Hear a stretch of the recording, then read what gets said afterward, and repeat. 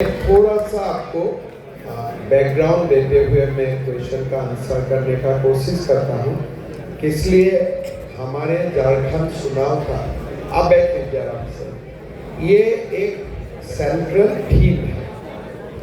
हमारा प्रदेश या जो पूर्व भारत है बांग्लादेश से ये सटे हुए हैं।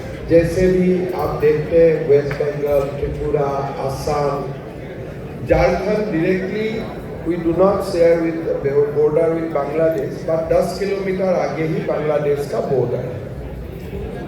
हमारे देश में बांग्लादेशी घुसपैठियों का जो आना शुरू हुआ, ये लगभग it started in 1930-31, थोड़ा थोड़ा स्टार्ट हुआ और देश का इंडिपेंडेंस का बाद कम से कम बंगाल और असम में अलॉन्ग विथ त्रिपुरा हमारा डेमोग्राफी का बहुत बड़ा परिवर्तन हुआ। पहले लोग सोचते थे कि हमारे हिंदू समाज हो या यहाँ का जो लोकल मुस्लिम है, ये दोनों मिला के समाज इतना बड़ा है कि 1-2 लाख लोग आने से भी इसका बहुत ज़्यादा इम्पैक्ट नहीं है। बट बैक इन असम हमें 1979 में एक बहुत बड़ा एजिटेशन हुआ, इसका नाम होता है असम एजिटेशन। बहुत बड़ा एजिटेशन हुए, कम से come this agitation lasted for 6 years और पूरा देश में जागरूकता फैला कि धीरे धीरे हमारा डेमोग्राफी कैसे चेंज होते जा रहा है। आज हमारा असम में डेमोग्राफी परिवर्तन होते होते today Hindus are 60%, Muslims are 40%। Bengal में डेमोग्राफी का परिवर्तन लगभग 30-70 रेशियो में हो चुका है।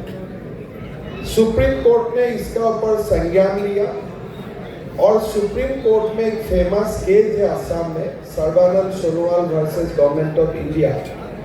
उस केस में सुप्रीम कोर्ट ने बताया कि ये जो इन्फ्लेटेशन हो रहा है, घुसपैठिया आ रहा है, this is amount to a internal aggression to our country.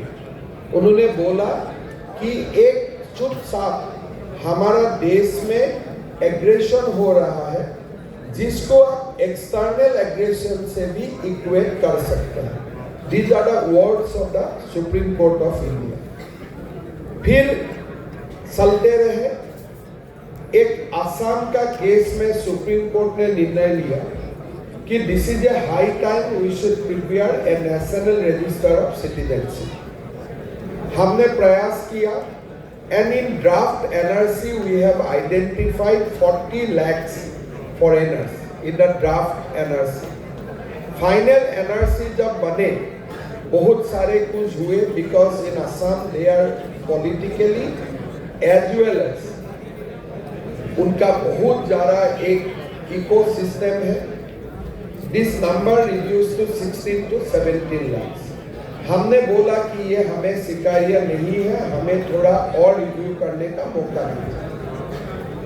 इन झारखंड हमारे लिए ये बहुत ज़्यादा दिक्कत वाला चीज इसलिए नहीं है कि इसलिए झारखंड में इन्फ्लेटेशन का जो हिस्ट्री है, जो घुसपैठिया का हिस्ट्री है, this is 20 to 25 years old.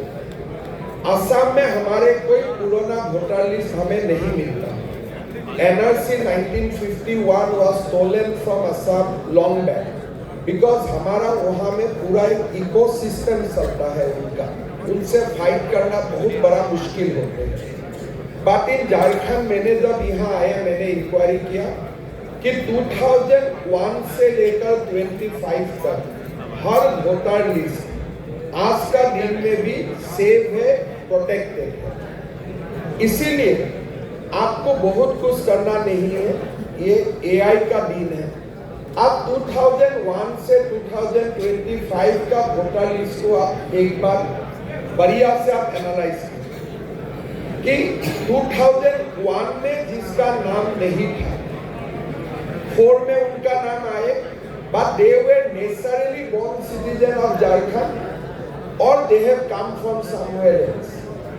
फिर आप 9 को देखिए, 14 को देखिए, 19 को देखिए, 21 को देखिए, आपको पूरा समझ में आ जाएगा. There are many people whose parents were not born in the state of Jharkhand and they are mostly in the bordering district of Murshidabad. आपको पता चल जाएगा. फिर ये लोगों को हमें पूछना है कि भाई आप कहाँ से आए हैं, आप डॉक्यूमेंट दीजिए. तो एक मिनी एनआरसी, असम में हमने बहुत बड़ा एनआरसी का एक्सरसाइज किया था, लास्टेड फॉर 5 years. बट मेरा लगता है झारखंड में 2 साल का अंदर में if we analyze voter list from 2001 to 2024, हमें बहुत सारा नाम मिल जाएगा जिसका ऊपर हमें नोटिस डालना पड़ेगा. भाई आप अपना जो ओरिजिनलिटी है वो बताइए. Those who will prove they are original. ठीक है, मैं झारखंड से नहीं हूँ, but I am from Bihar. Agree. But there will be many more people who will not be give you any documents. उनका पास कुछ आधार का सिवा और कोई डॉक्यूमेंट्स ही नहीं. Then हमें वो लोगों को पहले ऑन नोटिस डियर आफ्टर उनको हमें वोटर लिस्ट से उनका नाम काटना. और नंबर 3, ये लोगों को हमने रिपार्टिएशन के लिए उनको बैक टू बांग्लादेश के लिए हमें कानूनी प्रक्रिया का शुरुआत करना पड़ेगा. इसका जो टेम्पलेट्स है, भारत सरकार ऑलरेडी ये टेम्पलेट्स बना चुका है. तो इसीलिए मेरा नहीं लगता है कि अगर आपका पास पॉलिटिकल स्पिरिट हो, पॉलिटिकल आपका पास गाट्स हो, हमें ये प्रॉब्लम को शुरुआती दौर में we will be able to deal with that. But 10 or 15 years back, अगर आप फ्यूचर में चला जाए, they will have lot of advocates from their family. They will have lot of educated youth from their family. By that time, they will ये लोग पूरा समाज में घुस जाएगा. And then it will be very difficult. Today in Guwahati High Court अगर हम एक केस लगाता हो, सरकार का पक्ष में एक एडवोकेट होता है, उनका पक्ष में 12 एडवोकेट खड़ा हो जाते हैं. Because over the period they develop, उनका एक प्रोटेक्ट करने के लिए, उनको सिक्योरिटी देने के लिए देश में एक सिस्टम बना हुआ है. And Rohingya crisis in Myanmar that has clearly made the situation more complicated. Jharkhand के लिए probably यही समय है where you can strike. But after 5 or 10 years हम लोग स्ट्राइक करने का सिचुएशन में नहीं रहूंगा और धीरे धीरे we have to start coexisting with them and at point of time we have to surrender before them. यही जो प्रक्रिया होते हैं.